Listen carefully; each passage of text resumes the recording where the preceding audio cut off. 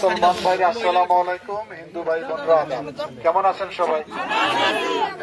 আমি আসছি, আমার পাশে যে ছেলে এটা আমার বড় ছেলে।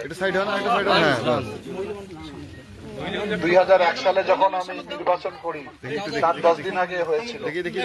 এখন তো জুয়ান হয়ে গেছে নাকি? আমরা বাপদাটে আসছি, খুশি হন নাই? রাজপুরের মানুষের অনেক কষ্ট, তাই না? আমি মন্ত্রী হয়ে স্মার্ট দিছি না, তার জন্য তো টিকে আছে, নাহলে তো চলে যাইতেন। তাহলে ভোট পাওয়ার অধিকার কার?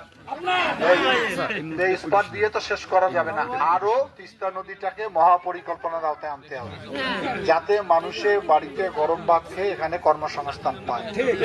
আপনারা সবাই সহযোগিতা করেন, 12 তারিখে ধানের শীষে ভোট দেন, যাতে আমি তিস্তা মহাপরিকল্পনা বাস্তবায়ন করে দিতে পারি।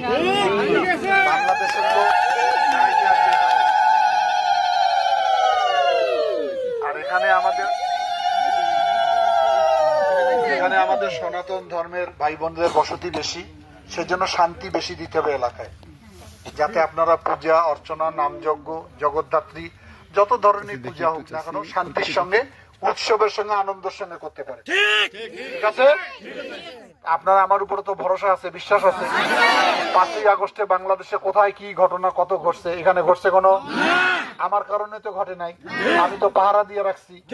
নির্বাচনের পর আরো বেশি পাহারা দিব, যাতে কোনো গরিব মানুষের বা কোনো সনাতন মানুষের কোনো ক্ষতি কেউ করতে না পারে। ঠিক আছে? কথা ফাইনাল? ভালো থাকেন সবাই, ধন্যবাদ।